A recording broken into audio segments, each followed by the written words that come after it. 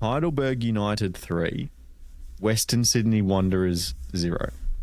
Is this the biggest cup set in the history of the modern Australia Cup? So talking specifically about member federation teams going up against A-League sides, there are some big ones in the memory bank. But let me pitch my argument, right? So Heidelberg United, first of all, no member federation club in the history of the modern Australia Cup has beaten an A-League side by scoring 3 or more goals and keeping a clean sheet. In fact, it was only a couple of weeks ago that the first ever team, Apia Leichhardt, did it with 2 or more goals when they beat Melbourne City, which, as we know, was pretty much an NPL side in itself. So the fact already they've got that margin is so impressive. Now, fans of Victorian football will know they've been on a pretty good run at the moment. However, as Johnny Anastasiadis gave a mid-game interview to Michael Zapponi during the broadcast, he made everyone very well aware of the fact that they'd just come off the Doherty Cup final on Saturday and have an NPL Victoria game on Friday night, with obviously the Cup game on Tuesday, this one was. So that they had to rotate. They had 4 or 5 starting players out of the team for this game against A-League opposition, and they still managed to set that record of scoring 3 goals and keeping a clean sheet, Jacob. So I think it has to be up there. They add to their legacy of cup sets. That's the third. They tie equal with Apia as well.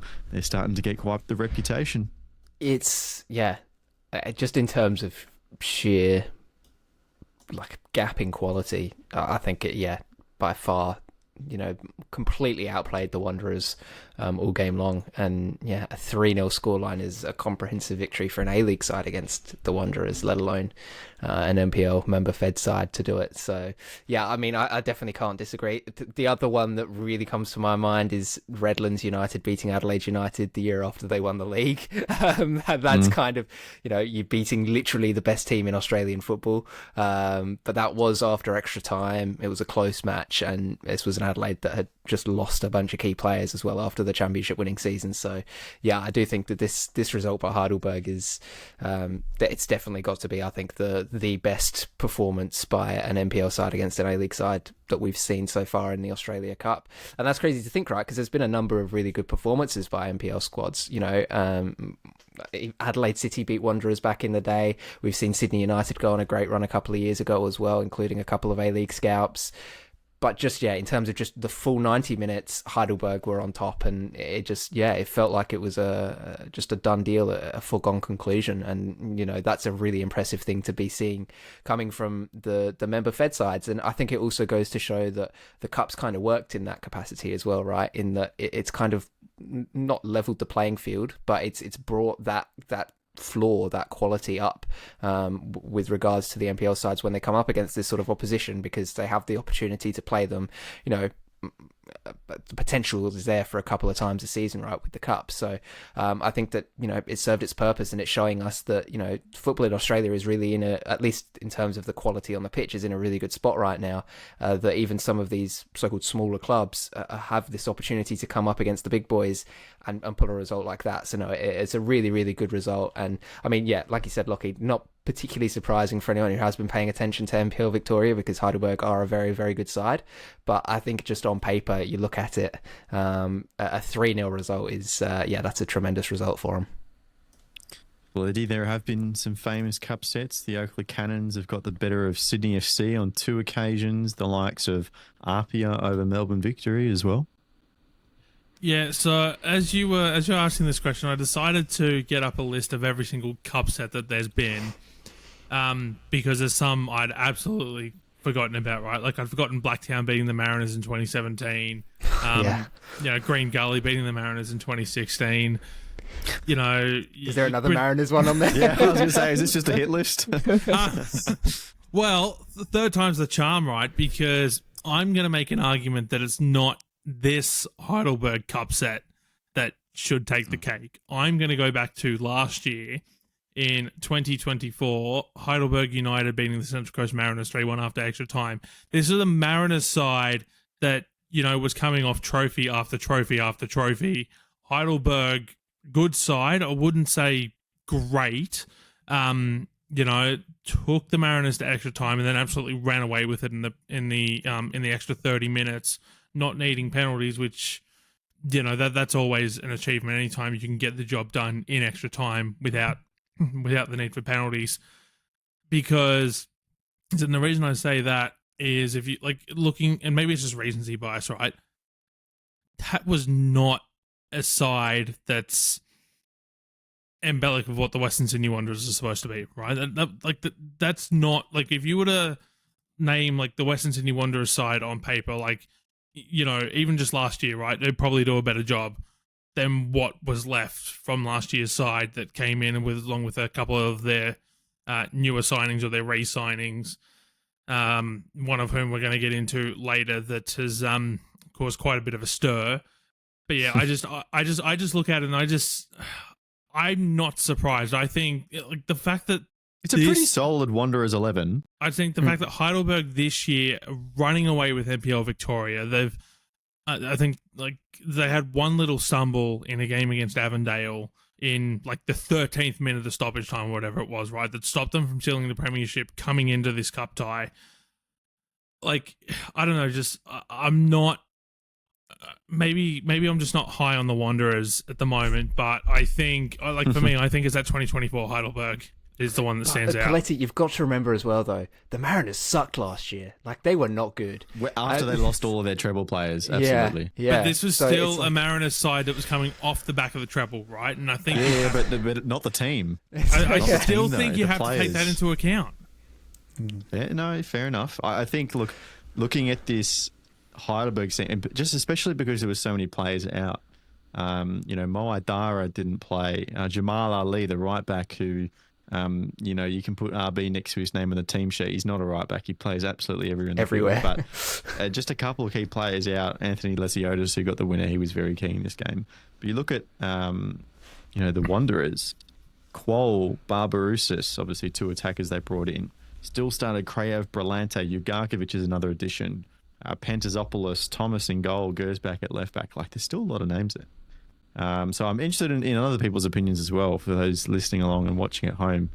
Is this the best cup set of all time? Of course, you got Heidelberg.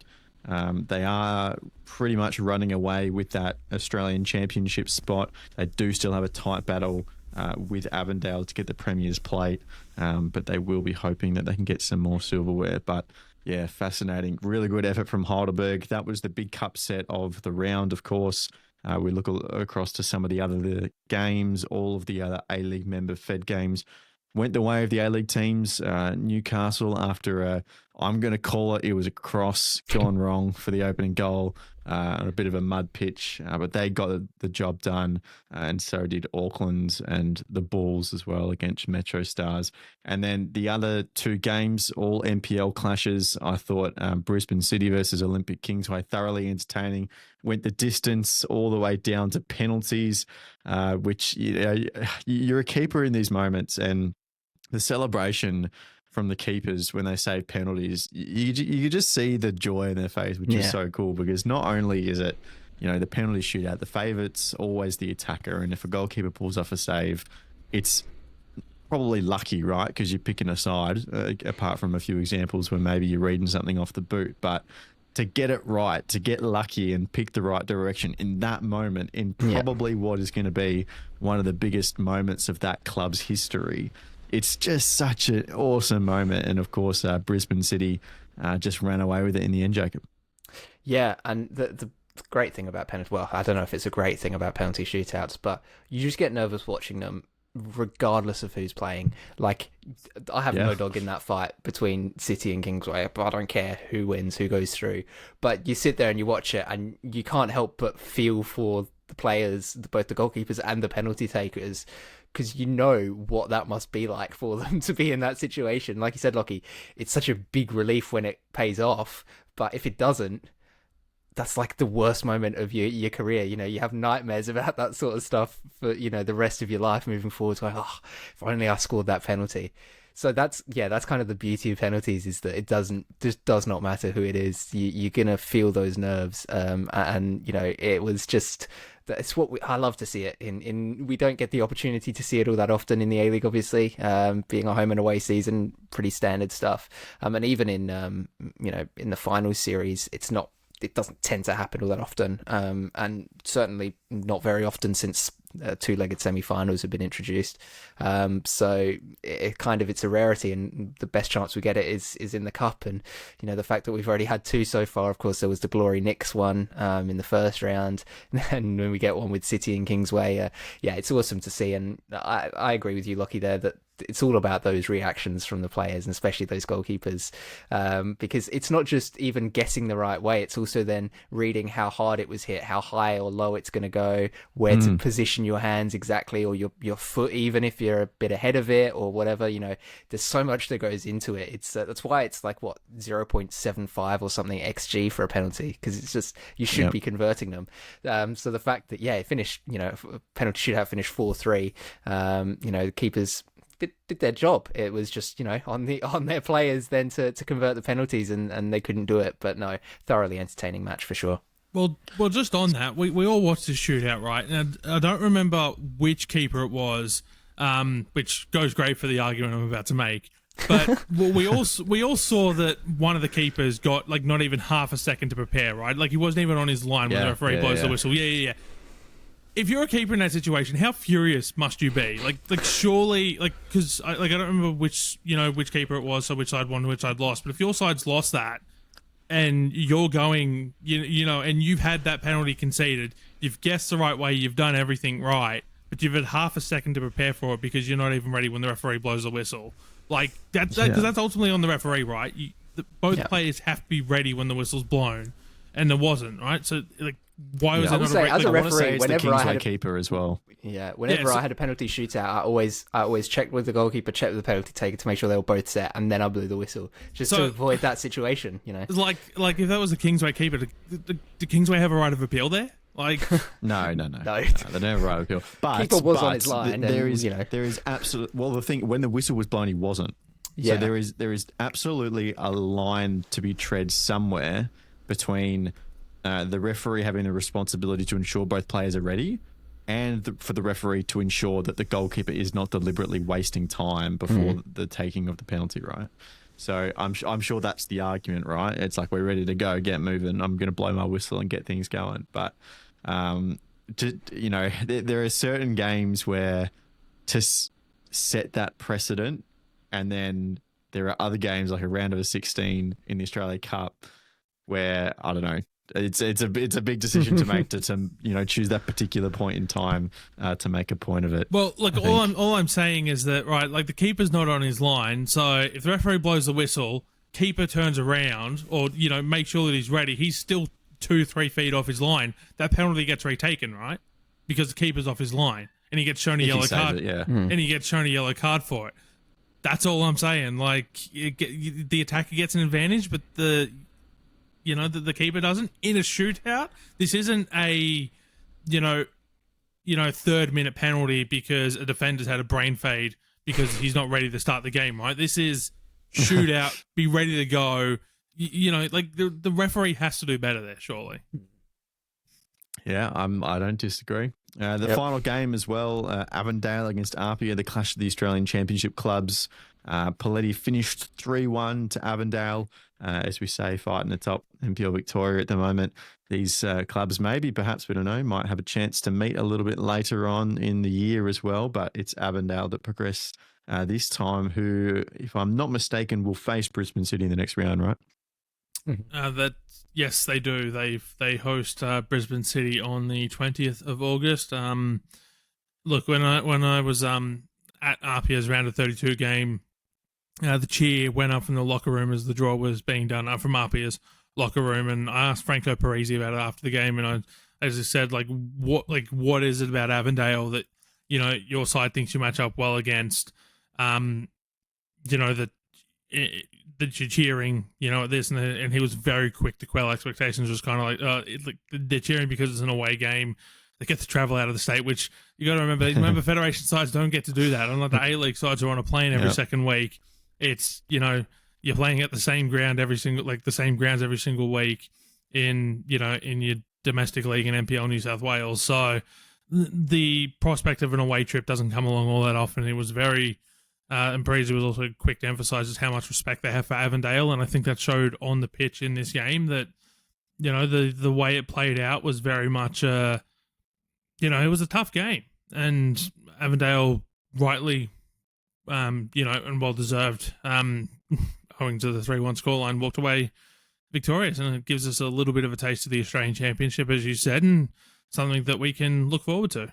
Hot take: does this mean that Victoria is better than New South Wales at football? Yes. How many Victorian A-League teams made finals last year?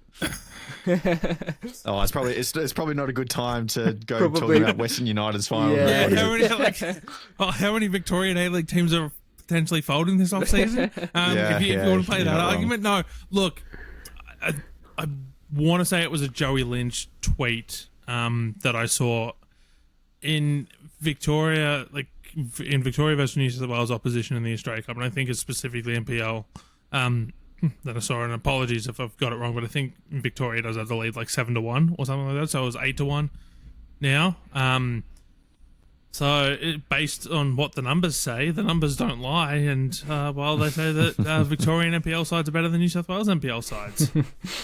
I think it was Teo that might have brought that stat up, because I think Teo was commentating the game. But anyway, I digress. Looking at the next round, we don't have to wait long for the quarterfinal fixtures. They begin next week. Tuesday is Heidelberg hosting the Wellington Phoenix. It was Teo, yes. Was Teo? Just want to put that on the record. My apologies to Teo. And then Wednesday is the Avondale versus Brisbane City game.